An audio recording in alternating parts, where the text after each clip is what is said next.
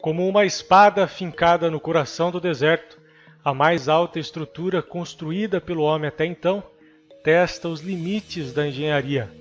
Com quase 1 quilômetro de altura, no episódio de hoje vamos falar sobre o Burj.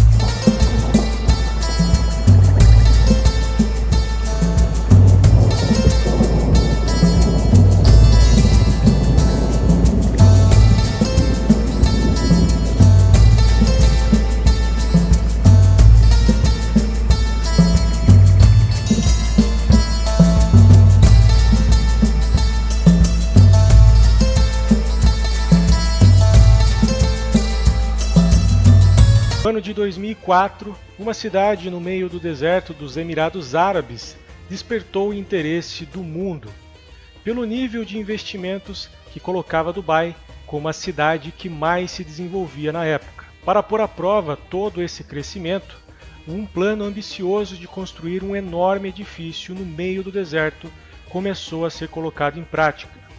Inicialmente chamado de Burj Dubai, tinha a ambição de se tornar o edifício mais alto do planeta, e para isso teria que superar os 508 metros do edifício Taipei 101, em Taiwan, o edifício mais alto do planeta até então, o que já era algo grandioso e muito difícil, considerando as dificuldades de se construir no meio do deserto.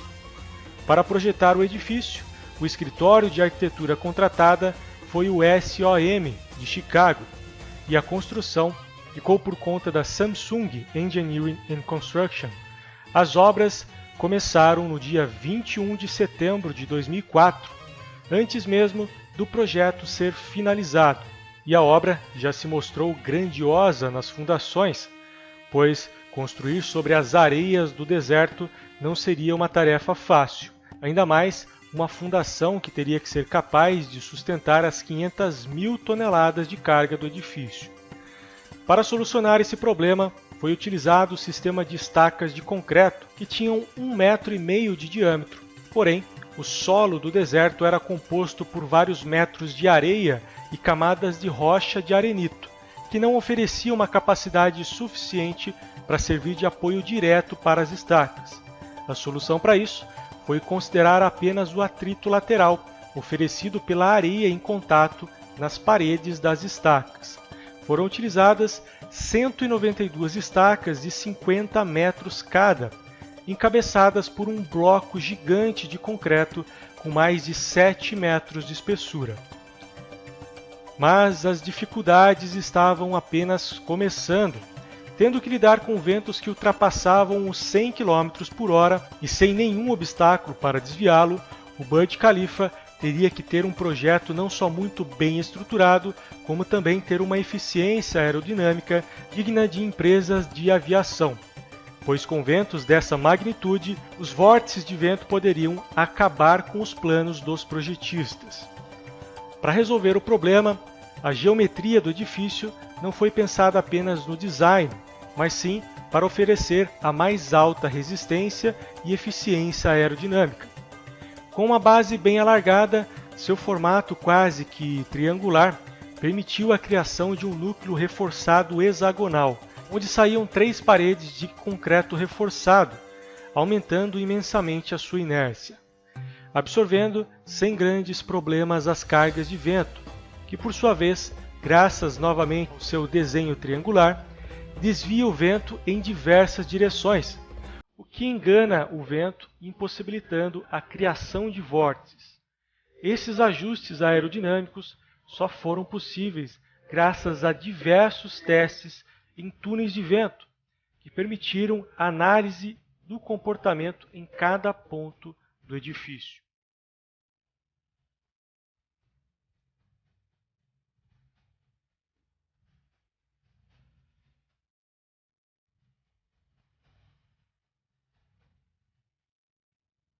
O Burj Khalifa ganhava um pavimento por semana.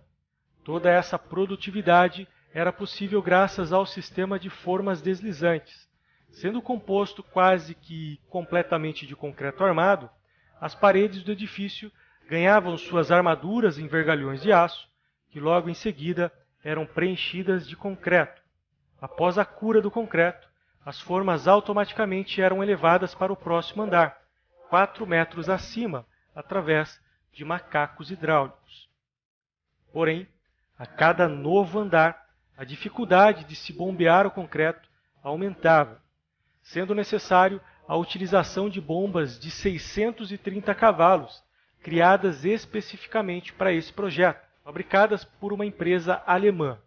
O concreto demorava até 40 minutos para chegar nos andares mais altos, e esse trabalho só podia ser feito durante a noite, pois o calor de 48 graus do deserto durante o dia poderia causar um endurecimento instantâneo no concreto. Além disso, as usinas utilizavam gelo, água fria, além de outros 27 componentes para retardar o endurecimento para que o concreto pudesse chegar até o ponto de concretagem ainda fluido. Por mais bem planejado que o Burj Khalifa tenha sido, foi só muito próximo ao seu término que sua altura final foi definida. O edifício, que inicialmente teria 520 metros, ganhou mais 300 metros durante a sua construção. Isso só foi possível após análises estruturais do que já havia sido executado. Sua altura final foi de 828 metros, sendo finalizado com um enorme pináculo que teve que ser montado no interior da torre e erguido com macacos hidráulicos, pois não havia no mundo um guindaste que pudesse superar a sua altura, e nem um helicóptero que pudesse suportar as 350 toneladas de aço dessa estrutura.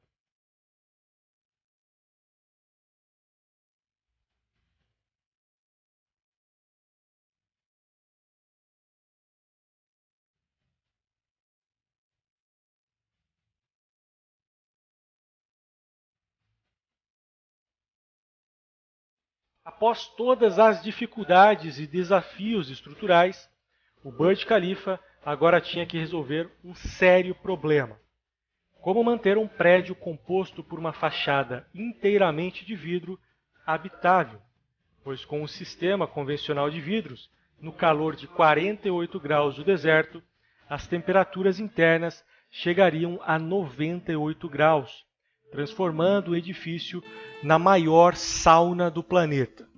Ainda mais considerando que a primeira empresa contratada para solucionar esse problema pediu falência ainda nas fases iniciais do projeto, atrasando o cronograma da obra em quase 2 anos. Porém, a solução veio de uma empresa que ficava a poucos quilômetros de distância, que encontrou a solução refrigeradas pelo sistema de ar-condicionado. Mas uma preocupação veio à mente dos projetistas. Após os atentados de 11 de setembro, onde aviões eram utilizados como mísseis teleguiados, a cada grande edifício construído, o medo de novos atentados aumenta. E para isso, é necessário pensar em formas eficientes